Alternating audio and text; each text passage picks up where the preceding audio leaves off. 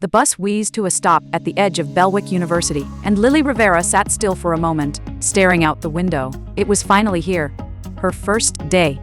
A new chapter. She clutched the handle of her duffel bag, hot, rattling with nerves and hope, and a pinch of fear. Inside the dorm building, she found her room, 302, and hesitated at the door. One deep breath, and she pushed the door open. There, lying across one of the beds, like she owned the world, was a girl in black jeans and an oversized band tee. Her short, dark hair was tousled like she did it on purpose. Eyeliner winged sharp enough to kill. She turned her head lazily. "You're late." Lily blinked. Huh? Move-in started 3 hours ago. I thought maybe you got cold feet.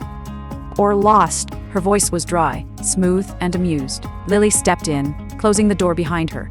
I took the bus. Got delayed. The girl sat up, stretching like a cat. Figures. You look like a bus girl. I'm Roxy, your roommate. Probably the best thing that'll happen to you here. But don't get clingy. I don't do besties. Lily gave a soft laugh and nodded. I'm Lily. Roxy eyed her for a moment. Lily, huh? Sounds soft. I'm not soft, Lily said, trying to sound sure. Roxy smirked. We'll see. It's not for the soft.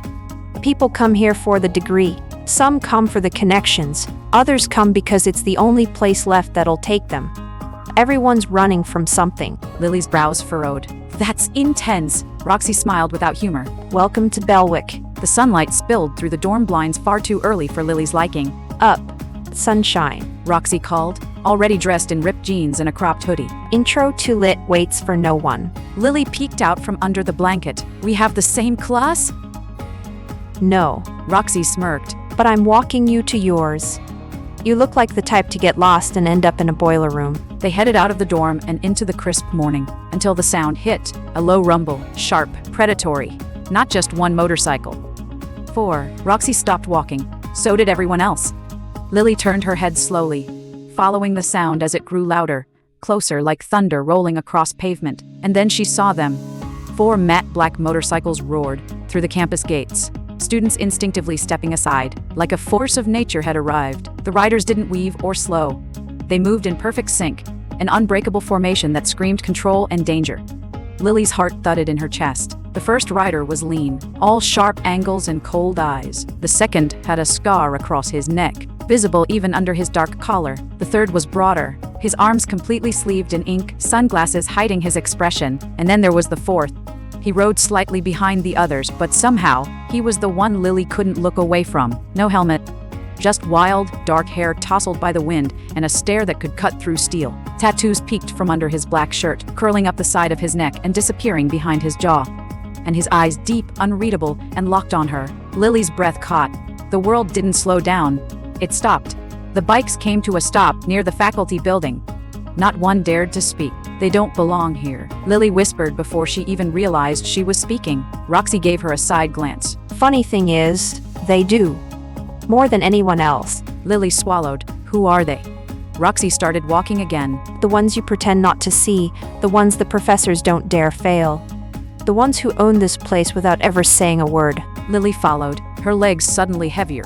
We're Mafia, aren't they? She asked quietly. Roxy didn't answer right away.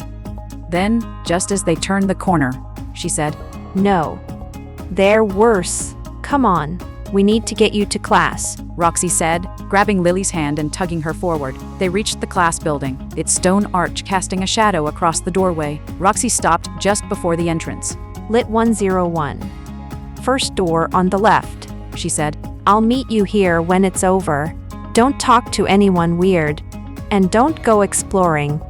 This place has teeth. Lily sighed, squared her shoulders, and walked inside. The lecture hall was bright, sloped with stadium seating and long tables. She chose a seat near the middle, close enough to hear, not close enough to be noticed.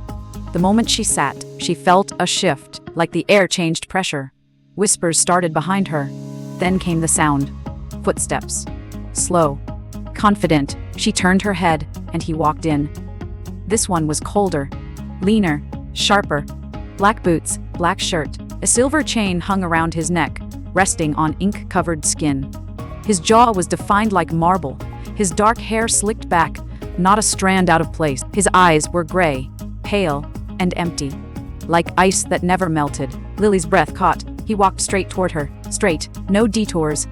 No hesitations. Students shifted in their seats like they were bracing for impact. Lily sat frozen. The boy stopped in front of her desk. A long pause. You're in my seat. He said, voice low, flat, with an accent that clung to the edges of every syllable. Her cheeks flushed. "I sorry. I didn't know I can move." He tilted his head slightly, just watching her, not angry, not amused. Just watching. Then, slowly, he sat beside her. Right beside her. You already warmed it. He said. Might as well stay. Lily blinked, thrown completely off. "I didn't mean." I don't like repeating myself. He said it softly, but it felt like a blade sliding across glass. Then, after a beat, he looked at her hair. At the little navy ribbon tied at the base of her ponytail. I like your bow. He said. She blinked. "What?" It's innocent. He looked at her, then smirked. You wear it like you think this place won't touch you. The class had ended, but Lily's thoughts were still tangled in everything but literature. She couldn't stop glancing at the boy next to her. "What's your name?" she had asked quietly while they were packing up. He had paused, looking at her with that cool gray stare. Valen. He replied, voice low and simple, like that name was all he owed the world. He watched her a beat longer, then stood. Only then did Lily smile and wave. "Bye, Valen." He looked at her for a moment, then nodded slowly. Bye. Pink. Pink? Her heart did a little jump. She was still standing there, stunned and trying not to smile too wide as he walked away. She followed him out of the classroom, lost in thought. Hey, sunshine. Roxy's voice snapped her out of it. Lily looked up to see her roommate walking toward her with a guy by her side. He had a piercing through his eyebrow and the kind of face you don't look at for too long unless you want trouble. This is Jackson. By the way, my boyfriend. She added like it was no big deal. Lily blinked, then nodded politely. Nice to meet you. Jackson gave a short nod in return. You too. As they walked together, Lily couldn't help but glance at her reflection in a passing window. Next to Roxy's sleek jeans and black crop top, and Jackson's all-black outfit and cold stare, she looked like a storybook character that wandered into the wrong book. Everyone here looked so edgy, so fearless, and she looked like, well, her. A simple light wash jeans and a soft cream sweater. But today, someone noticed that. Someone didn't laugh at it. He called her Pink, and for now she wasn't going to tell Roxy a single thing about Valen. It was her little secret, and it made her heart beat faster than it should have.